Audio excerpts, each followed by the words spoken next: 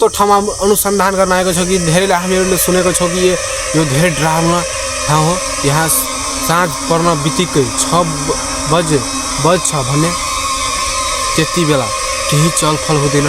यहाँ हामीहरूले धेरै घटनाहरू भएको छ, हामीहरूले धेरै सुनेको छौँ यो घटनाको बारेमा। यहाँ एउटा बम्बुको जङ्गल हो, त्यहाँ मान्छेहरू साँझ पर्न बित्तिकै आउँछ भन्ने बाटोमा नै बम्बुहरू लिभाइदिन्छ, लट्काइदिन्छ पेडहरूमा। धेरै खतरनाक घटनाहरू हामीहरूले सुनेको छौँ यताको।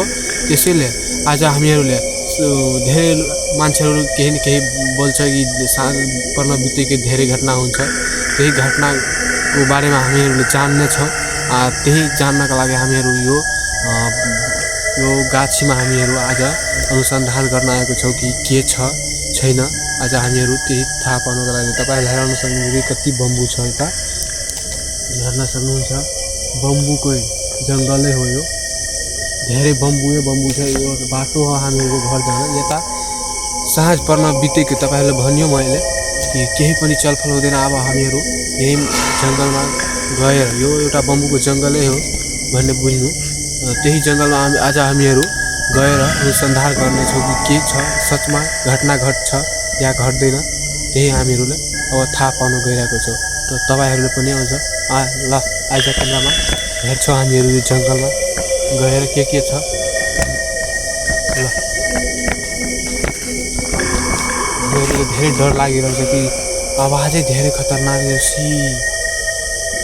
कस्तो आवाज, डरावना आवाज आइरहेको छ। हावा सबै अभाइलेबल हेर्नेछौँ कि के छ।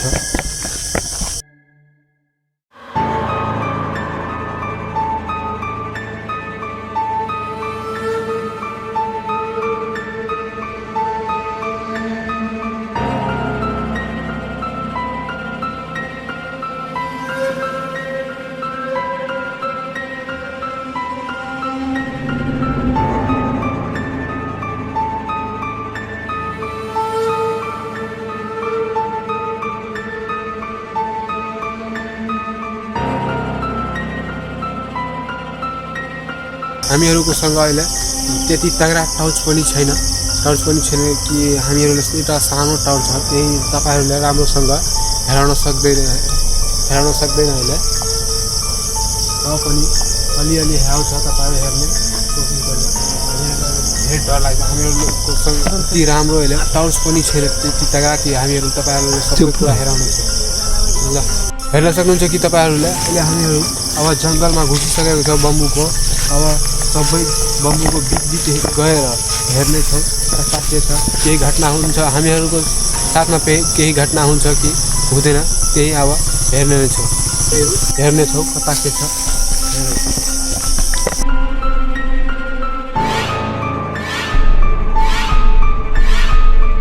हो यो के हो, हामीहरूले त अब धेरै डर लागिसकेको छ। सेतो कपडा पिँधिसकेको छ। अब हामीहरू यता हेर्ने नै छौँ।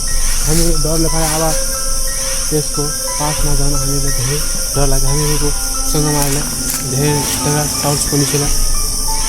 आऊ त यता भाइ, के छ